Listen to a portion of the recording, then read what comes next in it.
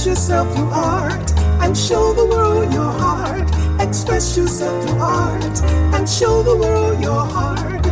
You're in the know with Esther and Larry. Art on the air today. Stay in the know with Larry and Esther. Art on the air our way.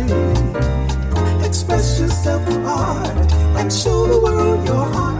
Express yourself through art and show the world your heart. Express yourself through art. And welcome. You're listening to Art on the Air on WVLP 103.1 FM and on Lakeshore Public Radio 89.1 FM. This is our weekly program covering arts and arts events in Valparaiso and throughout Northwest Indiana. I'm Larry Breckner of New Perspectives Photography, right alongside here with Esther Golden of The Nest in Michigan City. Aloha, everyone. We're your hosts for Art on the Air. Underwriters for Art on the Air are Valparaiso University's Brower Museum, regional art patron Mary Levan, and our landlord, Walt Breidinger of Paragon Investments. If you'd like to find out more about leasing space in this historic building, please give Walt a call, 219-462-5821. I'd like to thank them for their generous support. Thanks to Greg Kovach, WVLP's station manager, and Tom Maloney, Vice President, Radio Operations for Lakeshore Public Radio. Art in the Air is supported by an Indiana Arts Commission Arts Project grant through South Shore Arts and is part of the National Endowment for the Arts. If you're interested in being a guest or sending us information about your arts-related event or exhibit, please email us at artontheair.wvlp@gmail.com. That's artontheair.wvlp@gmail.com.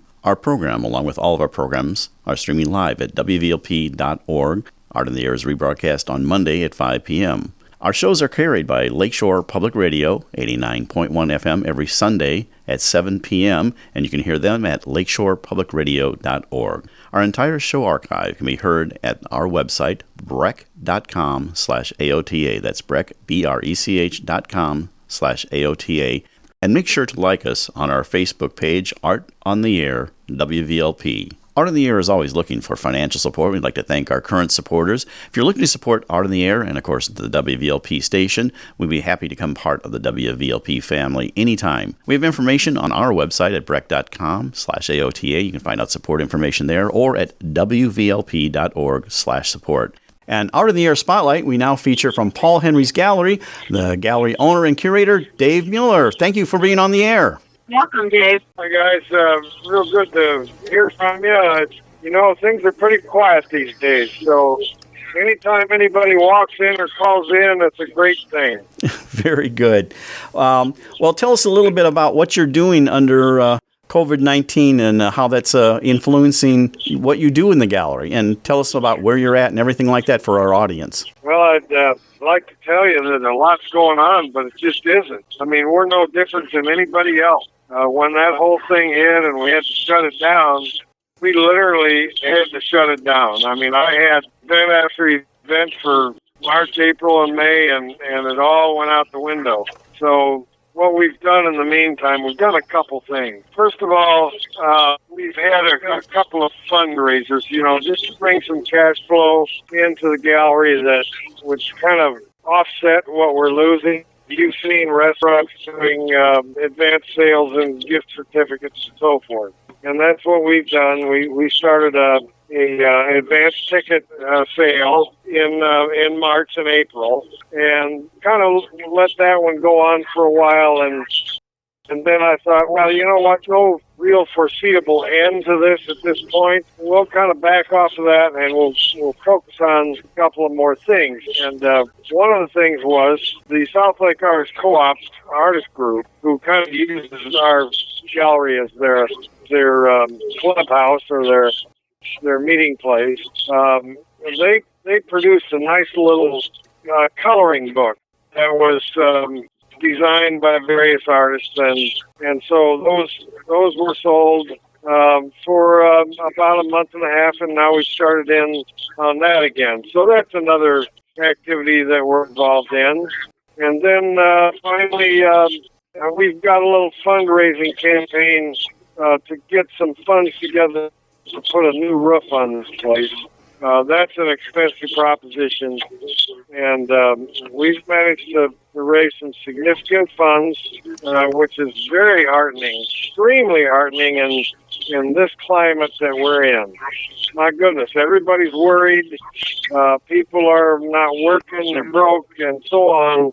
And yet still we've accrued some donations. So that is just really amazing to see. Now, the one activity that we've kind of maintained in a different level, let's put it that way, we've taken our Thursday Night Jam night, which is really a signature event for us and the source of a lot of our revenue. We put that online, kind of a live stream thing, where we ask performers who have played here in the past to record themselves and then send in the videotape. We construct a 2-hour live stream, and then that goes off onto the internet at 7 o'clock on Thursday night. And, of course, you can imagine in 2 hours we can pack in performances from 20 to 30 different artists. And, of course, through editing and so on, it works into a pretty legitimate professional show. And then we'll pass a little virtual tip jar during that broadcast. And then during the week following that last broadcast is available to review if somebody missed the live stream. So those are kind of like the 4 things that we've done. Beyond the fact of I've maintained my back door being open to view the art. I've got some rules that I hold to. No more than 3 people in the gallery at a time, and everyone must wear a mask. Our hours are still the same, 11 a.m. to 5:30, Tuesday through Saturday. We only have about a minute left, Dave, but can you tell us a little bit about where they could donate to you and where they can see these shows online? Well, most of it is Facebook. And if you go on to Paul Henry's Art Gallery on Facebook, you'll find the links to these shows there. Or the live stream originates from another site. It's also a Facebook site called Pure Imagination, and the production is done off that site. And then we link it into our gallery page. You can find it on my personal page, on my group page for the gallery, on the gallery business page, all the way through. The rest of them, same way. Just look for the links.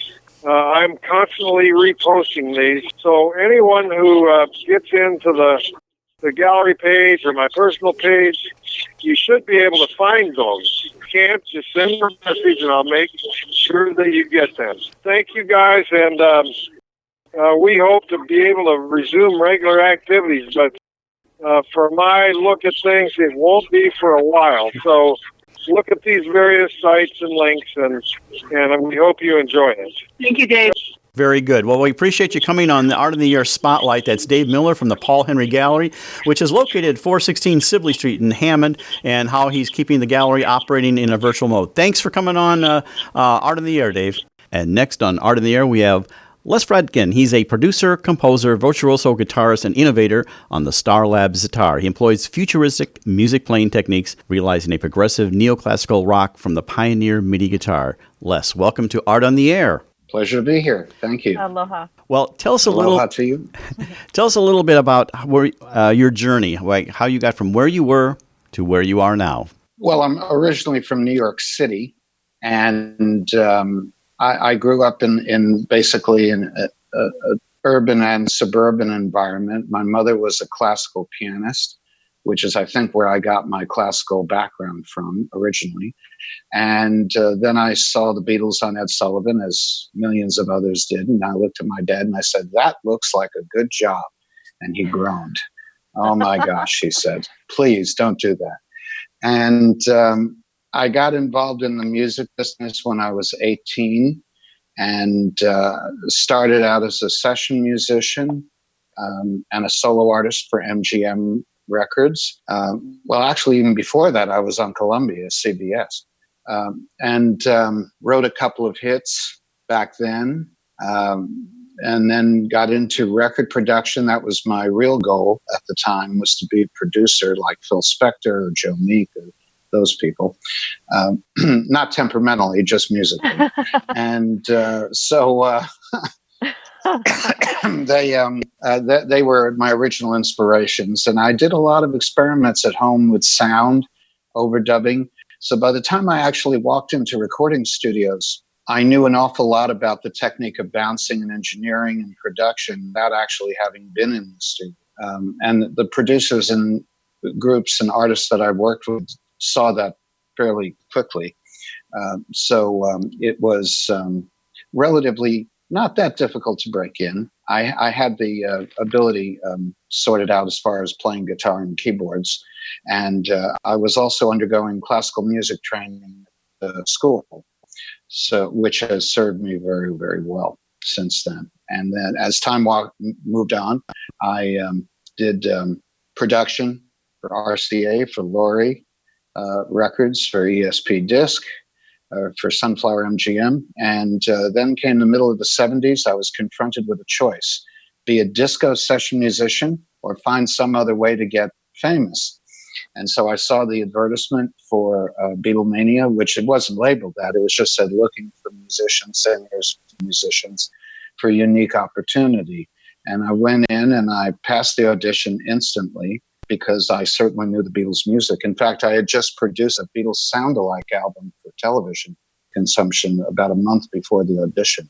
Wow, talk about synchronicity. Yes, I guess it was divine providence that way. So I went in, I passed the audition, and I said, what have I just gotten the job for? And they said, never you mind, just show up tomorrow ready to sing She Loves You. Oh.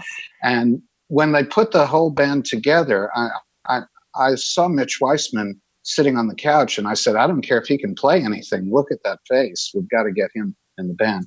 As it turns out, he turned out to be a pretty righteously good musician. So we had a very unique chemistry for 4 people that didn't even know each other.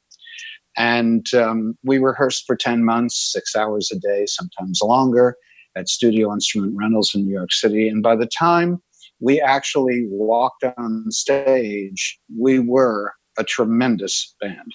That I can recall very vividly. We knew what we were doing. We had our act together, and we went and proved it.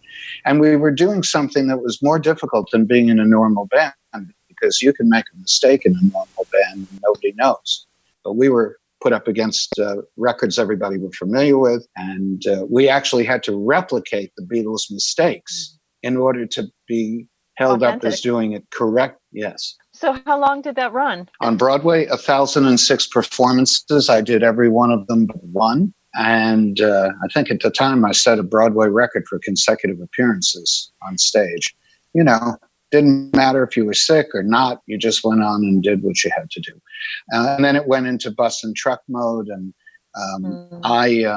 after Broadway, I did other things, went back to record production because I had a contract that required it. And then I got into the jingle business in the 80s.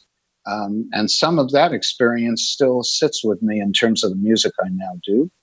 And I worked for Score Productions, ABC TV, soap operas, jingles, wrote 52 national jingle hits. Can you share some of those jingles that you did? No, but you know that, well, sure. It's a Honey of an O, it's Honey Nut Cheerios, Crisco Oil, Nestle's, Chippendale Rescue Rangers, American Express, and membership has its privileges. It's a long list. And as far as the soap opera, One Life to Live is the most prominent one. I don't know if it's still on the air, but at the time, we basically created music for that soap opera 5 days a week. But I never watched it. Didn't need to. They just taught you what a tension cue was, what a romantic cue was, what a curtain was. And what I did do, which was unique at the time, is I changed this, and I say this without fear of opposition, I completely revolutionized and changed the sound of TV music to synthesis, because MIDI had just come in, and I looked at that in the store and I went, that is where the future is. And so I learned how to do it. I had some good mentoring at the time from some of the people who invented the spec. And I changed the sound of television music. It's still that way today. So cool. Tell us about some of the instruments that you were playing that are unique, like the Mellotron, I believe it is a 12 and 6-string guitar. Mellotron is a keyboard instrument that was prominently used by the Moody Blues and the Beatles. Is a tape replay device. The keys, you press to play as a recording of violins or flutes. In fact, you hear that sound on the 2 songs you're going to play. The violin sounds are mellotron that the Beatles used in the intro of Strawberry. I've been playing those since I was a teenager, and I generally play electric guitar. I'm not too much into acoustic guitar. It's a little hard on my smaller hands to press down on, but if I need an acoustic guitar sound, I have samples of them that suffice very nicely. I've also played Synclavier, which I own, which was one of the first digital computerized music systems. Synthax, which was the predecessor to what I now use. MIDI guitar, the Starr Labs Ztar, which is what I use now all the time. I mean, I can also play harpsichord, piano, organ. You know, I'm a trained musician. Very good. Didn't you, and I don't know whether I read this right or inferred it right, you have a guitar that was created for you that somebody could then pick up? I don't know, that turquoise one you were playing that you said was reissued, or was that just... It's Hallmark guitars. God bless them. Bob Shade makes them. They're basically recreations of the old Ventures Mosrite instruments, and which I happen to like. But Bob made improvements in them and then worked closely with me to make further improvements to what he had originally done. I wanted humbucking pickups on my signature. It's a signature instrument. It's basically what I like. And if somebody likes what I do, that's the instrument they should play to be like what I do. It has quieter pickups on it, so that because I use basically a lot of effects that create noise in a guitar such as a Fender, and so I needed something that didn't make noise. When you're sitting in front of a computer monitor and you need to record, you don't want all that hum and buzz going on. So that was one issue. As far as the color, my wife, very nice color. I gave her a palette of all the possibilities. She said, I like that. Okay. Well, I'd like to kind of move on to some of your music, and one of the things we talked about doing is Everything Is Wrong. You want to tell us a little about the setup for that before we play it? Yes, this song is part of what was originally called Reality, the Rock Opera, and my wife and I wrote this rock opera. It was my first solo album back in 2003 or 4, around then. And when we wrote it, everything that was described in this song was starting to happen, but most of the people who heard it refused to believe it was happening. Now it has already happened, and the song describes a variety of things. You know, you get up in the dark to go to work, and you come back in the dark, and you never see daylight. You work in a cubicle, you talk at the office about all the complaints you have, but nothing changes. We were seeing very clearly at the time, which has manifested itself in current events, that corporate America was becoming a little too autocratic for most people's survival. And so now that song serves as a template for the story that's in the new album, the Les Fradkin News. I've reissued these songs because their time has come 17 years later. Well, let's go ahead and take a listen to it right here. That's Everything Is Wrong.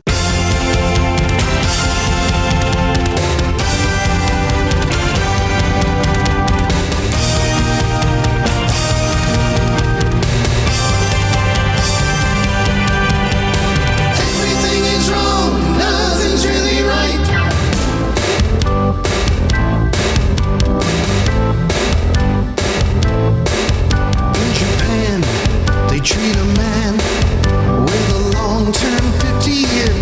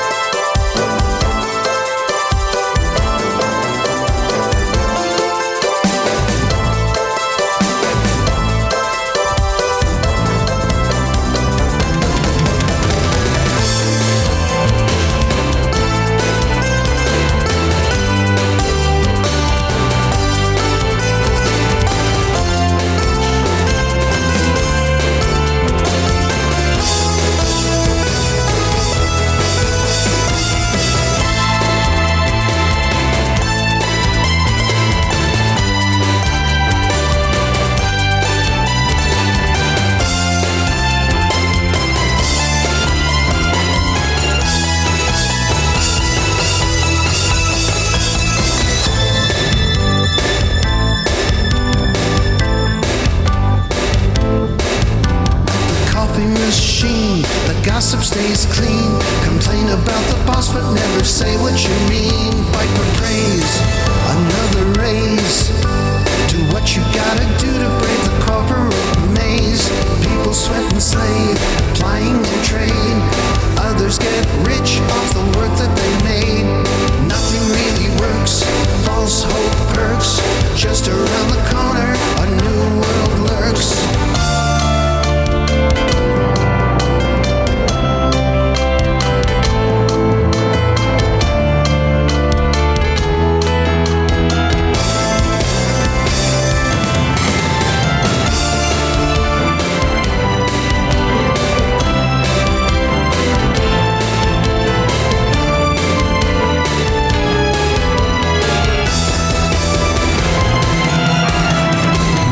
Destroyed, people stay annoyed, families fall apart, too many unemployed. Speeches on TV, a job for you and me.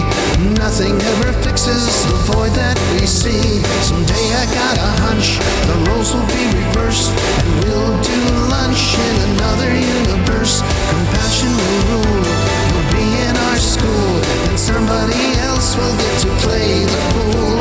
Stand up and fight, get out of your chair, and wash that brain right out of your hair. Everything is wrong, nothing's really right. Can we ever win in a big scheme fight? Everybody knows corporate power grows. Something's gotta change before the whole thing blows. Everything is wrong, nothing's really right. Can we ever win in a big scheme fight? Everybody knows corporate power grows. Something's gotta change before the whole thing blows.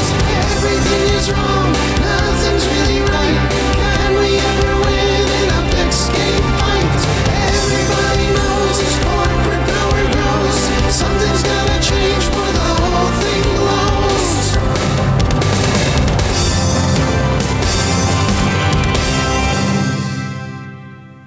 And that was Everything Is Wrong. Excellent. And that was from what album? It's from my new album, The Les Fradkin News, which it's already on Bandcamp, but it's being released on iTunes and Amazon and Spotify July 30th, 2020.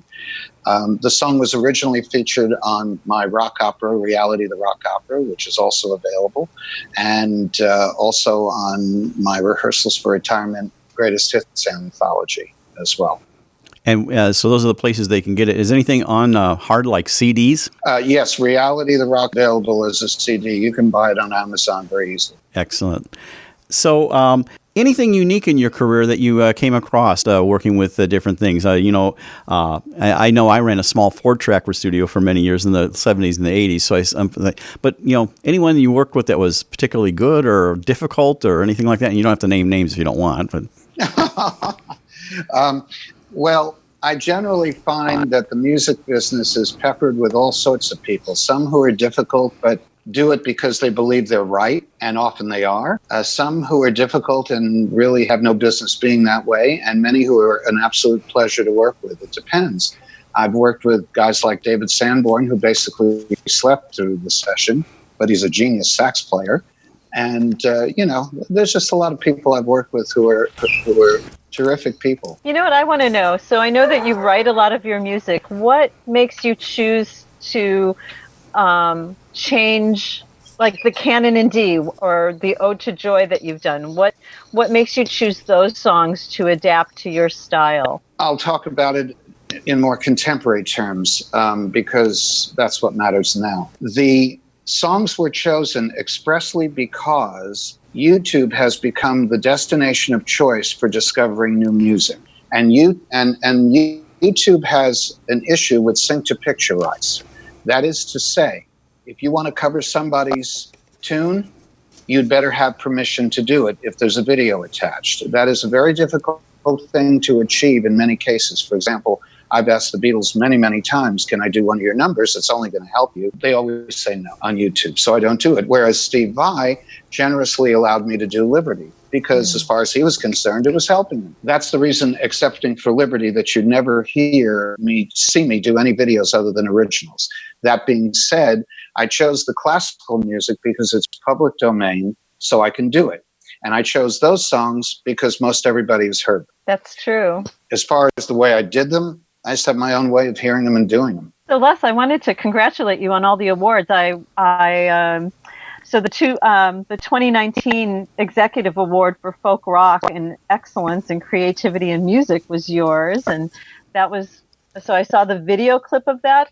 So have there already been nominations for 2020, and are you? Nobody's asked me yet. Nobody asked you yet? Nobody's asked me yet, but so what do you think it would be for? Well, System Crash? It would be, System Crash. I consider System Crash the finest piece of pop music I've ever written, and additionally, I hope that it will represent my legacy to the world, because it is so important to have it heard and so important to have it absorbed by people.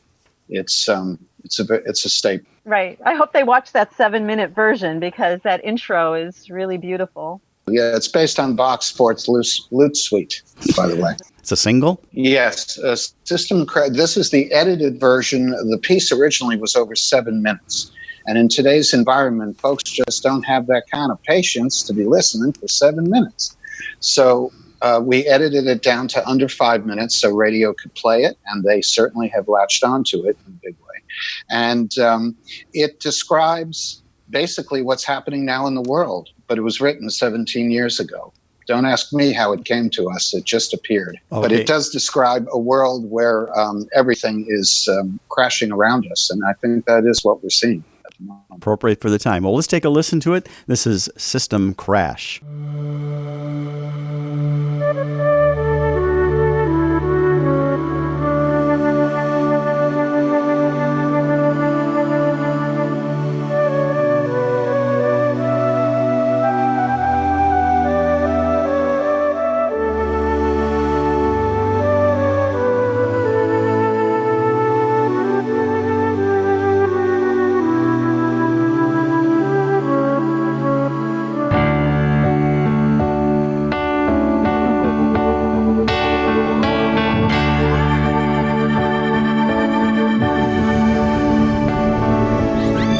Someday in a dim twilight, find an old flashlight, get new eyesight someday.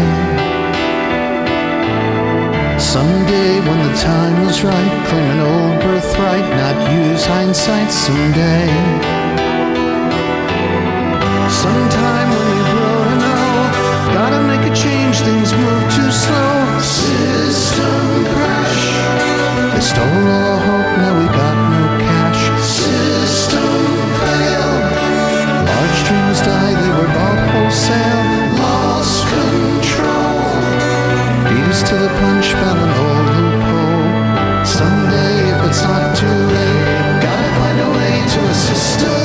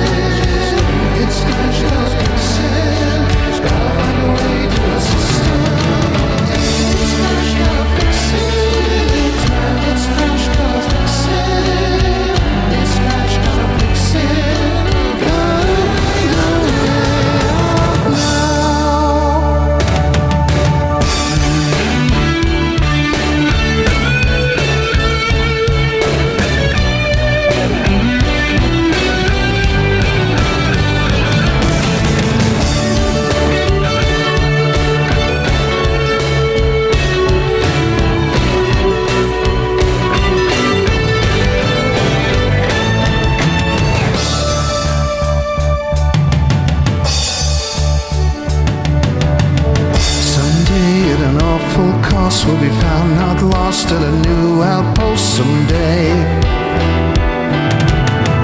Someday when we walk across the surface gloss of a godlike boss some way.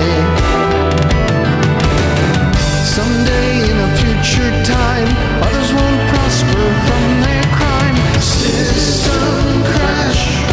They stole everything, now we got no cash. System fail. Large dreams died, they were bought wholesale. Lost control. Beat us to the punch, found an old loophole. Someday, if it's not too late, gotta find a way to a system update. It's crash, gotta fix it. It's crash, gotta fix it. It's crash, gotta fix it. Gotta find a way to a system update. It's crash, gotta fix it. It's crash, gotta fix it. It's crash, gotta fix it. Gotta find a way to a system update. And that was System Crash. Great song. You're listening to Art on the Air, WVLP 103.1 FM, and on Lakeshore Public Radio 89.1 FM. So Les, tell us a little bit how COVID-19, this whole pandemic thing, has affected you, maybe negatively, or maybe you're more productive by being in-house, or how that's influenced you. Well, I'm in good health. I'm not ill. So that's a good thing. As far as it's really limited my freedom of movement. I haven't been playing any shows for a while, so it didn't affect me in terms of income. I'm technically retired, as you've mentioned you are. So it wasn't even a matter of having to lose a job because there's no job to lose. I'm retired. I'm comfortable. I would never have had to work again anyway, so it made no difference to that. What it did make a difference to is just freedom of travel, freedom of movement. I had a lot of plans for my wife and I to travel around the world this year. Needless to say, those aren't occurring.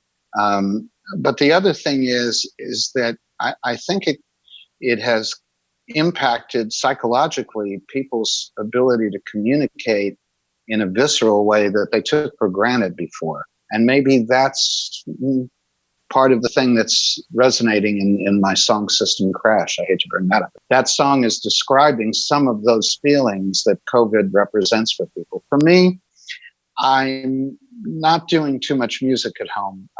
It's to do a record like System Crash takes months.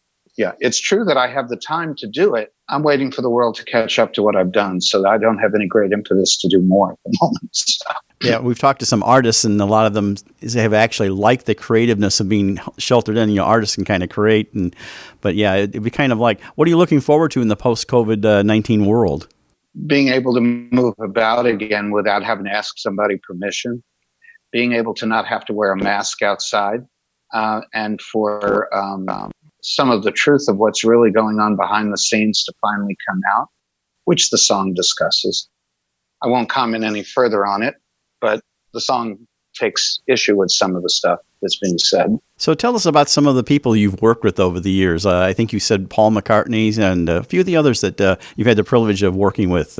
Well, I produced the Left Bank briefly. I knew them as friends for a long time. I worked with Michael Brown recently on an EP called Finale. It was Michael's last songwriting that I did with him. And as far as that one specifically, he had always wanted to do an instrumental record since he was over at Buddha Kama Sutra, and I wanted to do it with him, but politics, the way it was at the time, just didn't pan out. But we did do that. He passed away before we could finish the whole album, but 4 songs remain. I've worked with the Drifters, Earl Lewis and the Channels, Marilyn Brown, the Royal Guardsmen, who did Snoopy versus the Red Baron, although I worked with them much later in the game than that. I worked at Apple Records as a session musician, working with Trash, some of Mary Hopkins things. I've played on dozens of records that you don't know I'm on because I signed non-disclosure agreements, because the game at the time, everybody made a big deal about the Monkees were the first act. They weren't the first act. It was very important for bands to be seen as being the band. And it was also very important to get studio work done quickly. And, electric guitar was a pretty new thing. The Mellotron was a pretty new thing. I knew how to play them both fluently. A lot of the guys in the groups were not that skilled yet, although they got better as time went on. I think that's the reason I was picked to be in Beatlemania. I had the knowledge. They figured, okay, we'll sort out his face and his appearance, but you can't teach somebody to play like that. And that is, I believe, really why they chose me. They needed somebody there who knew the Beatles like the back of their hand. And I did, because I had worked for them. And so I had the privilege of hearing a lot of the parts on the original master tapes before they were even mixed down. When I went into it, I knew what I was doing. So were you consulted on the movie as well? I didn't Did you have want any to do part it. with the? No, I passed on it. I'm not even sure I think Steve Lieber asked me and I passed on it. My theory was this is a live event, so you can prove we're playing in a movie. Anybody can dub on for anybody else. And I had never adhered to the practice of having somebody deputized for me, and I wasn't about to start things, so I passed. So what is your currently, and of course I mean currently before the pandemic, what was your play out? Were you playing out, or were you mostly just doing things in studio? I was just doing the studio recordings. I had done a couple of gigs for the Bongo Boy folks in New Jersey. And the last gig I played was Ventures Fest in Pennsylvania last October. And after that, I said, I don't want to do that anymore. And the reason I said it is because I went in there with a MIDI guitar situation that was I mean, I say this without fear of sounding like I'm egotistical. I was doing something that was fantastic, bloody fantastic. And they're all sitting there on their phones. And I said, if that's what it is, I'm not doing it. Because I come from an era where people respected musicians and came to listen, and they were not listening. I mean, no disrespect intended to the audience, but they were being disrespectful. And at that point, my wife looked at me and said, you want to keep doing this for what? And I said, it's hard to argue with that. And so I said, I'm retiring. And then the pandemic hit, which gave me the idea, oh, here's something. I can promote this music. And, I don't... but talking about it is more, I mean, if people want to see me play it, you've seen me play it. It's on YouTube. I don't want to do in-home live broadcasts of playing because it's complicated to do that. Larry, you know that. It can be very complex. So it's better just to talk about it, promote it, get it on radio. If the occasion arises where a performance would be absolutely necessary in an important situation, I'll consider it. Yeah, I know they can check their cell phones at the door. On their cell phone, they're watching. Yeah, one question I have, and I sometimes debate this with people about the recording process. Since you've been involved in engineering, a lot of people are talking about how vinyl is so much better. And I says, it's not so much that vinyl was better, is that the process back then was much more direct. I mean, you literally went from microphone to tape, very little processing from that to a pressing. And I said, if you listen to the recording techniques, it's a lot different. And then now things are a lot different. Why don't you speak a little bit to that in your own experience, how that the recording techniques has actually changed over the years? Well, it's changed, but I haven't changed too much with them.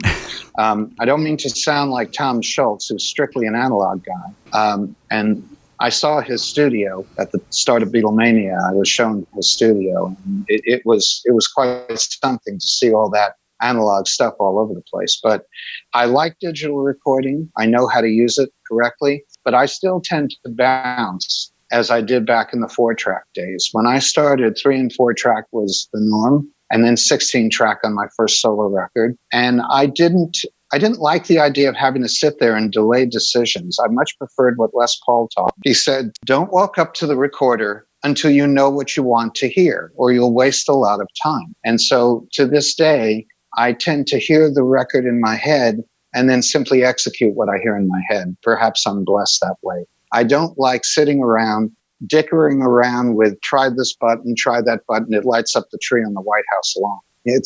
I like to know what I want to hear, and then I just go do that. I mean, I've got over 40 software synthesizers in my computer, and if I had to search every sound to find what I wanted, I'd never get anything done.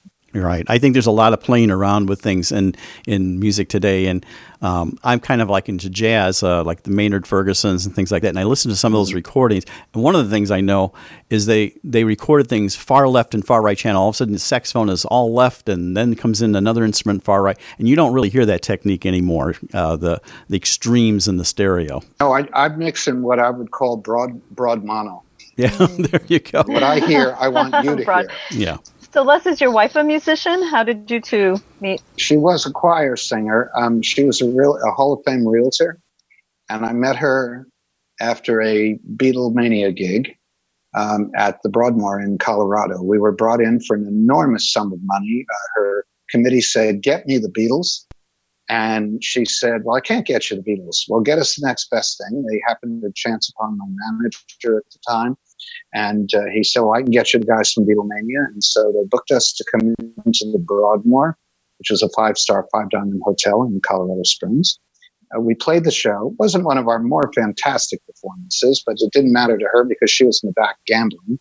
And we chanced into each other at the Golden Bee Tavern after the show because that was the only place she could get food. And I was sitting at the table next to her, and her sister said, "Oh, there's the band." How could she miss the long hair? And I sat down next to her and basically never got up. So, Aw, that's a sweet story. and we got married at the very same place a year later. So did I read that you were on American Bandstand? Yes.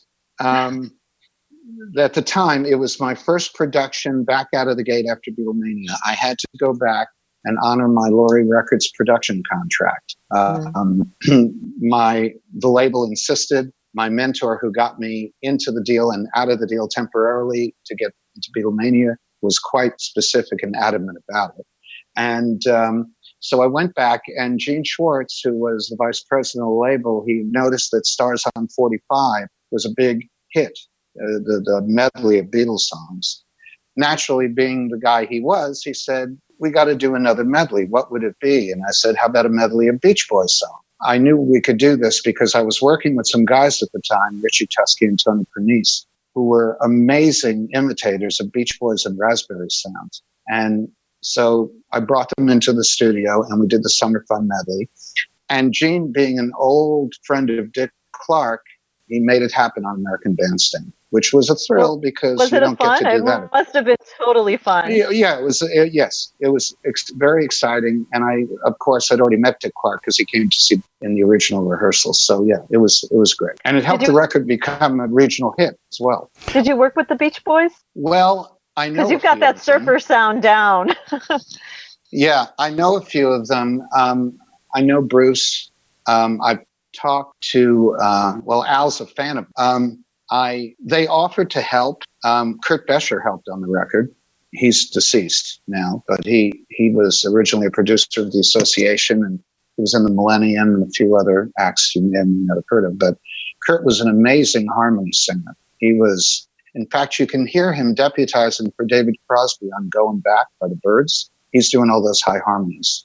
And Kurt helped us out a little bit. But the Beach Boys, well, Bruce is a great guy, and I love them as people, and I love the music. I listened to them during the pandemic all the time, going to swimming pool. What do I want to put on? Beach Boys. What's the Jangholic? I saw that in your biography. Explain what the Jangholic is. Jangleholic. Oh, Jangleholic. Okay. Jangleholic. It was an idea for a song that Loretta, my wife, and I had. We were trying to take advantage of my 12-string guitar sound and explain it in some way. So we decided to make it a sort of biography, history lesson of my life. And that's what the lyrics describe. The original time I heard the Beatles play it on Hard Day's Night, the time the Byrds made it more popular than that, and how it entered into my career. And then what happened in the 80s, when I got out of Beatlemania, I'll share a story with you. John Lennon and I were very good friends, and we became very good friends because of a session I did at Apple where he got to argue with McCartney about whether or not a particular record would come out. He was thrilled with what I did with it, and McCartney was not thrilled because I put Mellotron strings on the record, and he had expressly insisted that they not be done that way. He just wanted a demo so he could hear the group sing the song. And Lennon, taking that golden opportunity, rubbing his hands with glee, said, "That's a good imitation of us. It's going out." And it did. It made top 40. But the story is this. We were in the middle of the show, and I saw John and Yoko on the street. And John walks up to me and he said, "So how's the show going?" And I said, "Well, John, it's sold out for 6 months." He said, "It's good to have a job." That was his humor. And he said, so what are you going to do when the bubble bursts? I said, I don't know, John. I'm kind of being typecast as George Harrison. He goes, I know. Once you've been a Beatle, it's hard to get out, which I took as a compliment. Yeah. But when I got out of the show, I had to keep doing 12-string pop music because that's what I was world famous for at that moment. So it didn't matter if I had other ideas or whatever it was I could do. Vocal pop records were what I was known for. And so that is the reason I went to do the Summer Fun Medley and the other things we did at that time, because even though I had ideas about how to do synth pop, which was very popular at the time, and I had played on some of those records as a side, you couldn't change who you were. See, this is the trap of pop culture. And I say this with 50 years of experience, so who doesn't look at it. The thing is, once you do something that everybody knows you for, it's pretty hard to change that. It's like, look at Carroll O'Connor. He's Archie Bunker. George Reeves was Superman. Michael Keaton got away with it. He was Batman because he was in a mask. It's once you've been a Beatle, it's hard to get out. And yet I was doing things before Beatlemania that were far more important than that.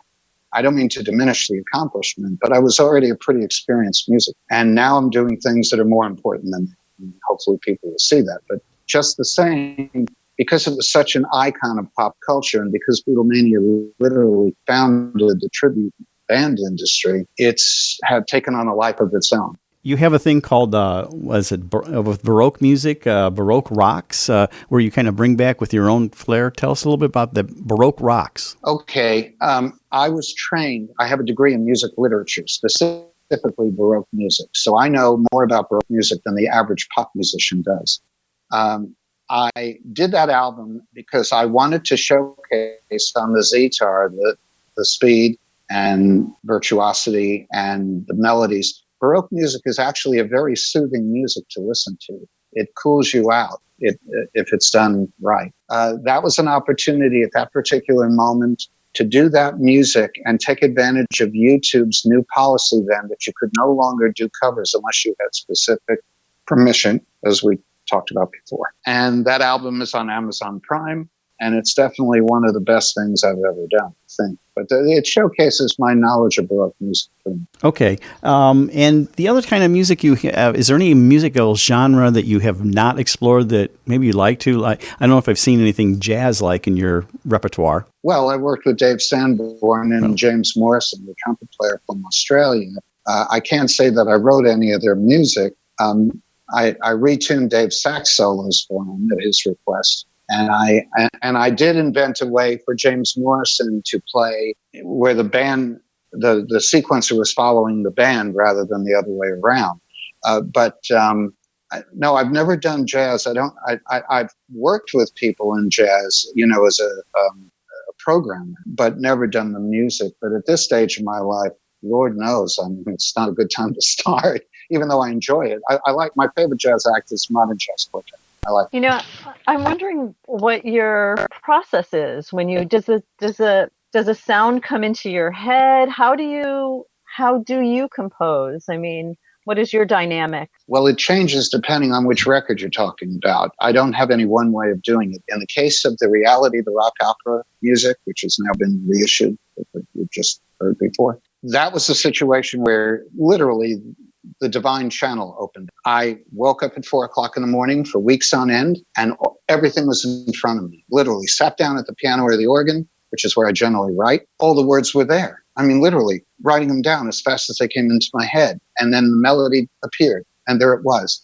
In the case of System Crash, the introduction appeared later. I had no idea how to start the song or the record. And then that just sort of appeared. In the case of Baroque rocks and the instrumental stuff, I have a very specific way of doing it because I'm a classical musician who plays rock rather than a rock musician who dabbles in classical phrasings. I do the classical score first by ear. I cannot read music any longer because of my failed eyesight. So I do the score by ear. I hear everything in the song. I hear everything in the score. I've known it anyway since I was in college, and recreate that 2 bars at a time, top to bottom, next 2 bars, etc. And then I overlay the rock ideas on top of it. And that's part of what gives it the sound that it has, is that I'm actually playing classical music with a rock rhythm. Yeah. Whereas a lot of guys in rock, now some of them are trained. I mean, Rick Wakeman is a conservatory guy, so he knows what he's doing. And yes, I love him to death personally. He's a wonderful man and a great player.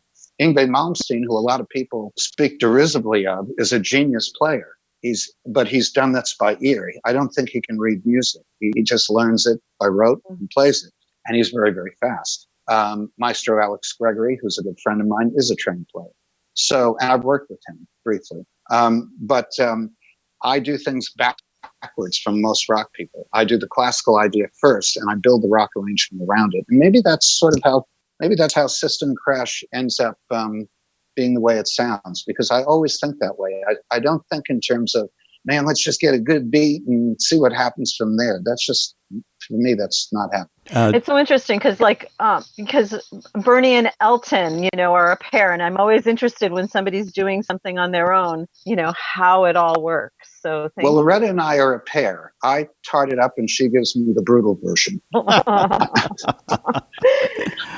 That's perfect. When you were talking about process, I know a lot of people ask composers, do the lyrics come first or the music come first? And you sort of answered that, but do you sometimes, is the process reversed for you at times? I find it more difficult to write words when the music is already there than when the words are already there first. I don't know why, but the cadence of the words suggests the melody.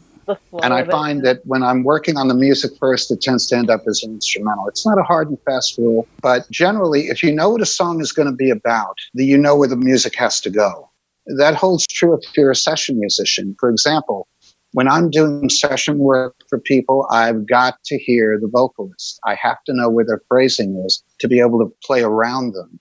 One of the gifts and I'm very blessed to have it, is my ability to make up licks clear out of thin air in response to another musician's doing something on the spot all the time. It's one of the things I've always been able to do. I don't know where I got it from, or how it appeared, but it's there. That's why you're called a virtuoso. So, perhaps. Do you have a home recording studio or the capability of doing everything in your own home? I have 2 studios, one in the United States and one overseas. So wherever I happen to be, I have a studio. You ever dig out? Did you ever have any analog equipment? I mean, I have all my analog equipment down in my basement, stored away. I no longer have the 24-track Studer I used to have. I sold all that stuff when I sold the New York studio. But I do have all my Tom Schultz Rockman equipment, the guitar analog stuff, and I use that for my guitar solos. It makes sounds that I've customized with some of the modules that I happen to like. So I still have those. I still have analog effects pedals, but I have not recorded to tape since 1987. Yeah, that's about where I don't need to. That's about where I stopped too. Yeah. Yes, ma'am. What? Yes. No. Are you writing a book? Have you considered writing a book? The stories are so interesting. I've thought about it, but I'm trying to figure out a way to make it happen without people stealing it online. If I could figure that out, yeah, I probably would write a book. Yeah. But then again, if I do enough interviews, I won't have to. We'll write the book for you. Any final thoughts as we wrap it up here? Well, I've had a very long and blessed career, 50 years in the music business. This year, actually last year, 2019 was 50 years. And I just... the only thing I could say is I think that young people need to get a handle on getting away from the hype and getting away from the button pushing. And I think it's a tragedy that music is not being encouraged too much in schools at this point. But now the kids are home most of the time. They really should try to learn music. It's apart from it being a team sport, which it generally is designed to be. I think it's a great educational system. You learn discipline. You can't get anywhere in life without discipline anyway. Right. If you interviewed Robert Fripp, he'd tell you so. And it's music is the window to our souls, I think. And that's why I'm blessed to be on your show, because you encourage that. We appreciate that. One final thing is, where can we find you online real quick? Well, lesfradkin.com, lesfradkin.com is my website. You can see me at Reverb Nation. Just type my name. If you type it wrong, Google will correct you. iTunes, I'm on Amazon, wherever. I'm all over the place. Pages and pages. Les, we appreciate you being on Art in the Air. That's Les Fradkin. He's a producer, composer, virtuoso, guitarist, innovator, and as you've heard in this wonderful interview, just an all-around great guy. Thanks so much for being on Art on the Air. And we'd like to thank our guests today for being on Art in the Air, which is heard every Friday at 11 a.m., rebroadcast Monday at 5 p.m., and Sunday at 7 p.m. on Lakeshore Public Radio 89.1 FM. Your hosts are Larry Breckner and Esther Golden. Thanks again to Greg Kovach, WVLP's station manager, and Tom Maloney, Vice President, Radio Operations for Lakeshore Public Radio. Underwriters for Art in the Air are Valparaiso University's Brower Museum and Walt Breininger of Paragon Investments. Also, Mary Levan is our art patron supporter. Art in the Air is supported by the Indiana Arts Commission Arts Project Grant and the National Endowment for the Arts. See you right here next week, 103.1 FM and 89.1 FM, Art on the Air. Aloha, everyone. Have a splendid week. Express yourself through art and show the world your heart. Express yourself through art and show the world your heart. You're in the know with Esther and Larry. Art on the air today. Stay in the know with Larry and Esther.